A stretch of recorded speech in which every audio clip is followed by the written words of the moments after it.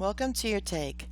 It's June 18th, 2020, and Black Lives Matter is a huge topic as well as the coronavirus pandemic. And during this time, I think it's important right before Juneteenth for us to really try our hardest to be educated on the Black Lives Movement. And when we say that, what does it really mean? With police brutality and our history, we have to understand the Jim Crow laws. We have to understand who Emmett Till was, and everyone should understand the civil rights movement, the March on Selma, as well as hundreds of other civil rights protests to prove Black Lives Matter. These protests were done just so that we would be able to have the same rights as all citizens, the rights to be able to vote, the rights to be able to have jobs that would lead to freedom, the rights to be educated. These are basic citizen rights, and white people were afraid of race mixing. They were afraid that we would take their wealth if we had their jobs or we had equal pay. And we protest, and there have been so many protests trying to get America to see that Black Lives Matter so we could get an education and live that American dream. During the civil rights struggle, Dr. Martin Luther King Jr. and Malcolm X seemed they had a different view on how to accomplish the American dream for the black citizens. In this rare NBC interview, you can see how Martin Luther King Jr. had the same kind of frustrations that Malcolm X expressed. Let's understand our history better as Dr. Martin Luther King Jr. describes the civil rights movement and everything he was trying to accomplish at that time. Civil rights, King, Van Oker, roll 20, sound 36.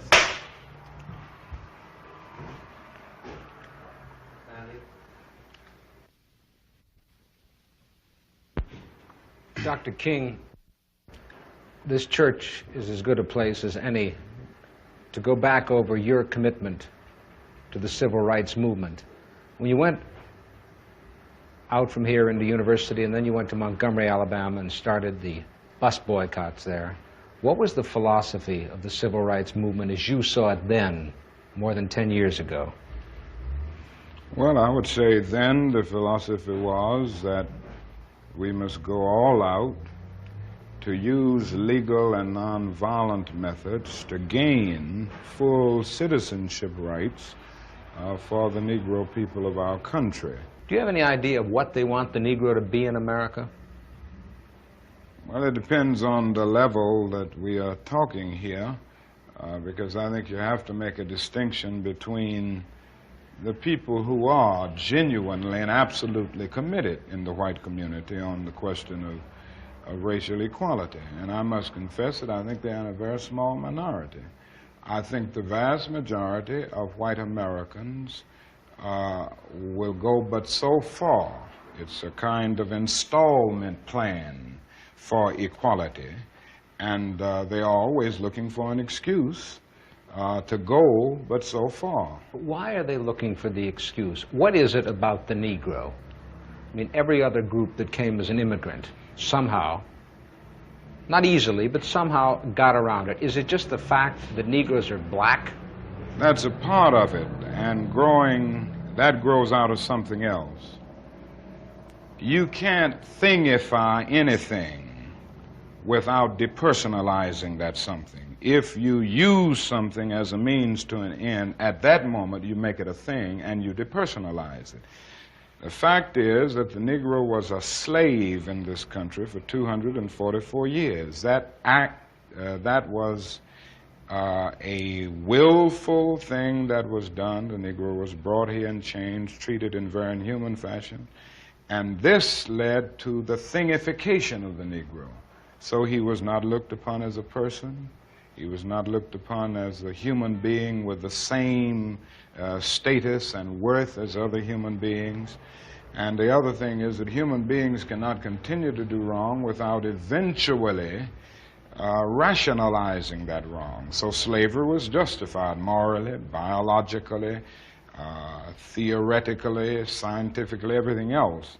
And it seems to me that white America must see that no other ethnic group has been a slave on American soil. That is one thing that other immigrant groups haven't had to face.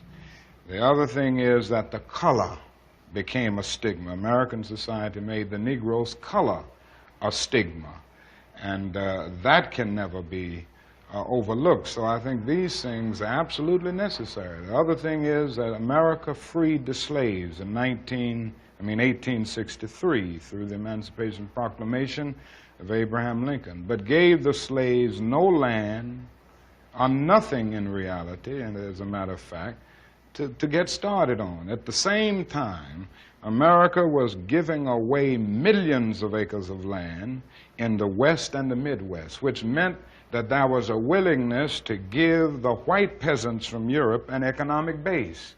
And yet it refused to give its black peasants from Africa, who came here involuntarily in chains and had worked free for 244 years, any kind of economic base. And so emancipation for the Negro was really freedom to hunger. It was freedom to the winds and rains of heaven. It was freedom without food to eat or land to cultivate, and therefore it was freedom and famine at the same time. And when white Americans tell the Negro to lift himself by his own bootstraps, they don't look over the legacy of slavery and segregation. I believe we ought to do all we can and seek to lift ourselves by our own bootstraps, but it's a cruel jest to say to a bootless man that he ought to lift himself by his own bootstraps. And many Negroes, by the thousands and millions, have been left bootless as a result of all of these years of oppression and as a result of a society that deliberately made his color a stigma and something worthless and degrading. Of this, I think the vast majority of Negroes in this country know that they want to be people, they want to be men, they want equality, period. It just boils down to that. And we haven't been able to be people. We haven't been men because of all of the conditions that we've lived with and the syndrome of deprivation surrounding conditions, whether it's in housing, in the economic area, or in schools, or in the vicious credit practices that we face in the ghetto, and all of the problems of closed doors and constant defeats. But in spite of all this, I think we all know basically that we want to be men. We want to be persons judged not on the basis of the color of our skin, but on the basis of the content of our character. 1963, 9 years after the Supreme Court's decision to be in the March on Washington, meant a great deal. It was a high moment, a great watershed moment. But I must confess that that dream that I had that day has at many points turned into a nightmare. Now, I'm not one to lose hope. I keep on hoping. I still have faith in the future. But I've had to analyze many things over the last few years, and I would say over the last few months. I've gone through a lot of soul-searching and agonizing moments, and I've come to see that we have many more difficult days ahead, and some of the old optimism was a little superficial, and now it must be tempered with a solid realism. And I think the realistic fact is that we still have a long, long way to go. When a nation becomes obsessed with the guns of war, it loses its social perspective, and programs of social uplift suffer. This is just a fact of history, so that we do face many more difficulties as a result of the war. It's much more difficult to really arouse a conscience during a time of war. I noticed the other day, some weeks ago, a Negro was shot down in Chicago, and it was a clear case of police brutality. That was on page 30 of the paper, but on page 1 at the top was 780 Viet Cong killed. That is something about a war like this that makes people insensitive. It dulls the conscience.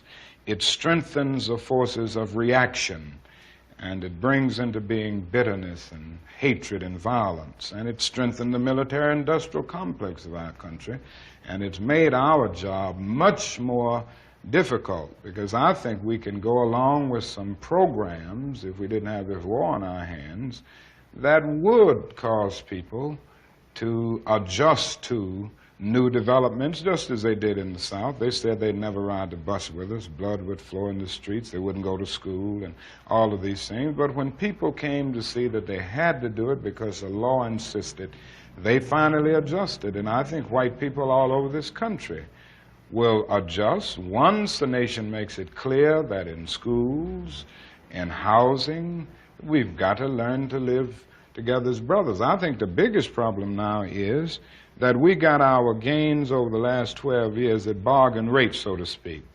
Didn't cost the nation anything. In fact, it helped the economic side of the nation to integrate lunch counters and public accommodations. It didn't cost the nation anything to get the right to vote established. And now we are confronting issues that cannot be solved without costing the nation billions of dollars. Now, I think this is where we're getting our greatest resistance.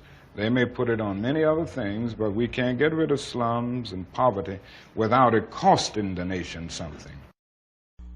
Dr. Martin Luther King Jr. has so many wonderful speeches and writings that everyone needs to read and understand, especially at this time. I advise you to go back in history and learn all that you can, so that way we can know that Black lives really do matter. Give us your take in the comments and subscribe to our channel.